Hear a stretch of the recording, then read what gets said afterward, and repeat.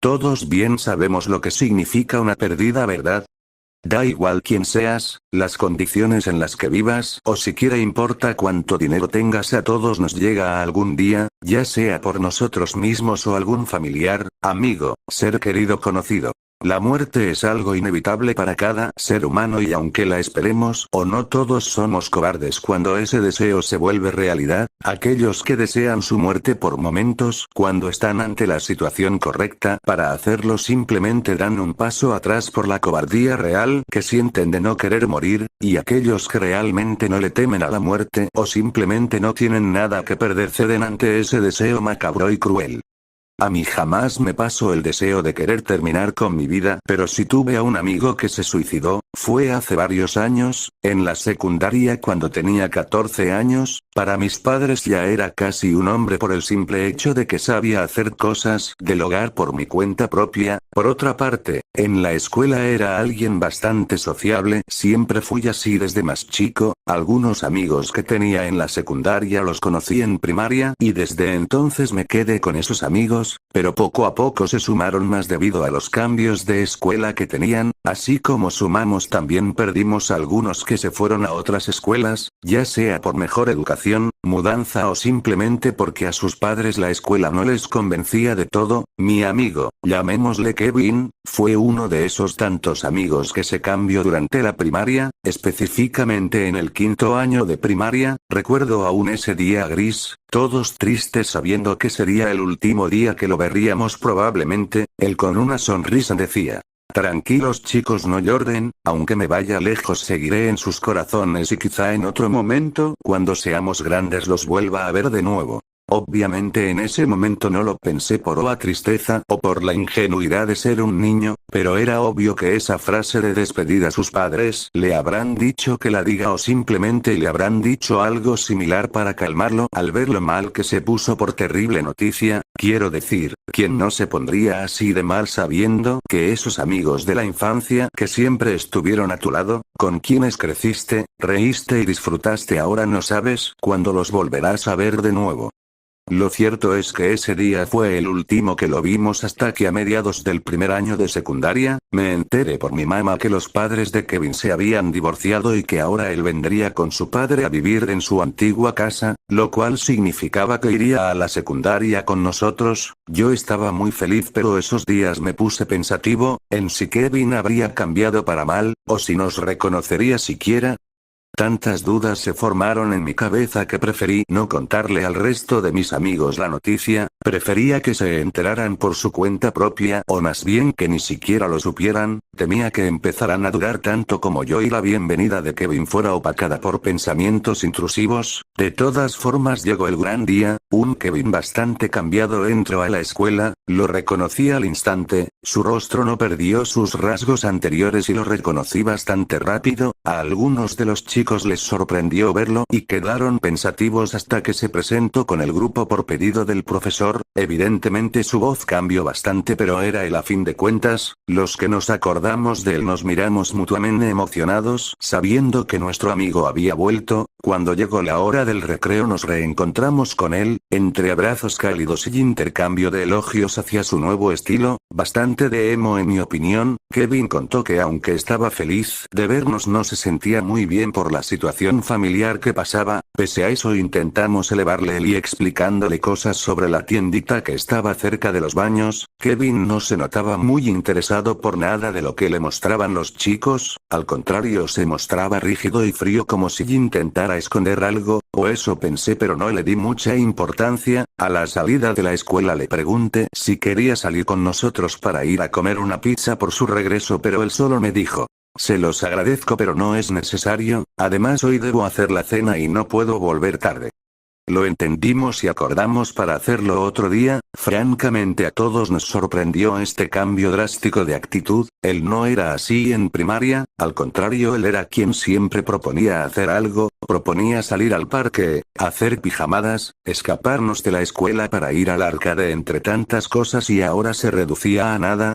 Se me hizo curioso pero solo pensé, la gente cambia al crecer, eso es todo, qué ingenuo fui, y así fueron pasando las semanas donde Kevin, aunque se juntaba con nosotros casi no salía, a veces llegaba cansado a la escuela, los que no lo conocían pensábamos que se harían amigos suyos fácilmente, pero fue todo lo contrario, Kevin tuvo problemas con uno de los chicos y decidieron alejarse de nosotros y hacerse un grupo aparte, tampoco nos hicieron una guerra a muerte, pero sí dejaron en claro que Kevin no les caía bien, además que él solía molestar demasiado a los profesores o simplemente faltar a clases sin motivo aparente, todos pensaban que simplemente quería llamar la atención o se comportaba como imbécil por algún personaje de anime o algo así, yo simplemente pensaba que quizá la situación de sus papás lo afectaba demasiado, pero jamás tuve la idea ni el valor para preguntarle por ese tema, y menos cuando un día llegué y Kevin había dejado a un amigo mío, digámosle Esteban, en el piso con la nariz rota y bastante sangre. Llamaron a una ambulancia. Cuando pregunté qué había pasado, los chicos me dijeron que solamente Esteban hizo una broma nada grave sobre la mamá de Kevin y este se molestó tanto que le empezó a pegar hasta dejarlo así. No podía creerlo, me tomó por sorpresa esta situación porque no había ocurrido nada relevante hasta esos días y esto me tomó por sorpresa. Al terminar esa semana Kevin no fue por como un mes, volvió en agosto pero ahora se sentaba solo y no hablaba con nadie, tampoco es que alguien quisiera hablarle. En cuanto a Esteban, sufrió una rotura nasal por lo que me contó mi mamá, pero volvió a la semana con la nariz vendada por las lesiones, aunque nos contó que debía dormir con un respiradero puesto porque no respiraba bien dormido. Era algo triste pero pudo haberse evitado. No lo creo, esas bromas son muy comunes entre amigos y no importa cómo seas siempre te la van a decir.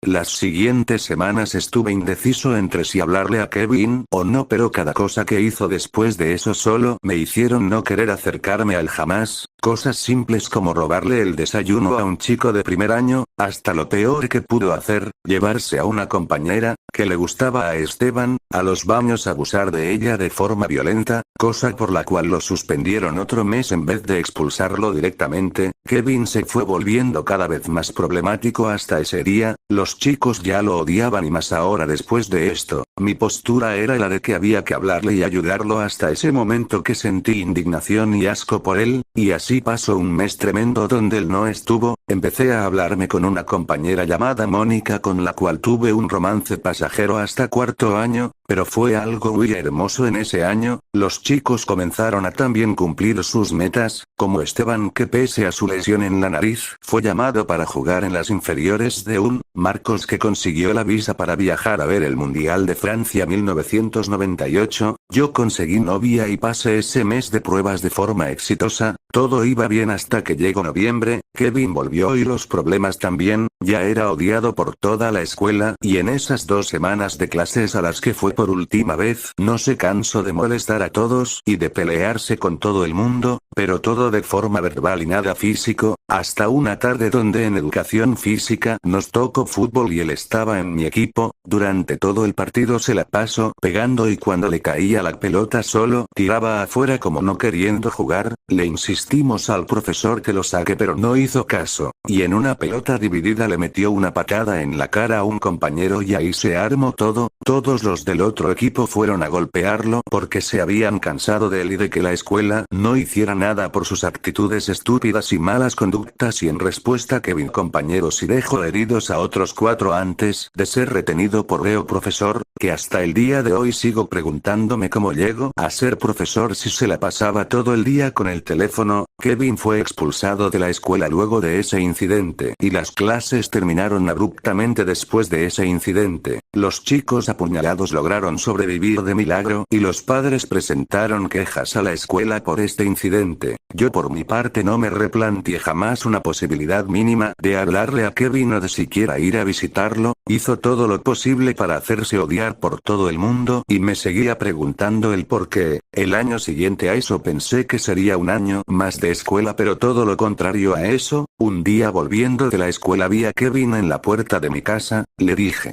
¿qué quieres aquí? No pienses en hacer otra locura, viejo amigo. Él solo contestó: Quería que supieras que tú fuiste el único amigo que realmente tuve y que aunque lo quieras ocultar, sé que notaste por qué me sentía mal y recalcarte que no hiciste nada para evitar todo esto. ¿Cómo podría yo evitar todo esto? Tú fuiste el idiota que lo empezó todo, yo no tuve la culpa. En parte sí, porque si hubieras sido un buen amigo conmigo me habrías hablado y aconsejado como siempre hiciste con ellos. Me di cuenta que en parte tenía razón, pero él estaba mal de la cabeza por cuenta propia y no por mi culpa. Me quedé en silencio un rato y cuando volteé a verlo ya se había ido. Fue la última vez que lo vi. Al día siguiente las clases se suspendieron porque encontraron el cuerpo de un hombre, desmembrado y calcinado, y arriba colgando de una soga estaba Kevin, con cortes en las extremidades y con una cara de horror absoluto. Era obvio que él había hecho eso, pero ¿quién era ese hombre del suelo? No lo supe hasta que encontré a mi mamá llorando desconsolada al recibir un llamado del trabajo de papá, donde le dijeron que él no había llegado. Fue un momento muy triste en toda mi vida. Perder a mi papá de esta forma fue algo que me golpeó por el resto de mi vida. Pero lo peor fue cuando entré al baño, el espejo estaba empañado en sangre con una frase que decía, "Felices Pascuas", algo macabro que me heló la sangre.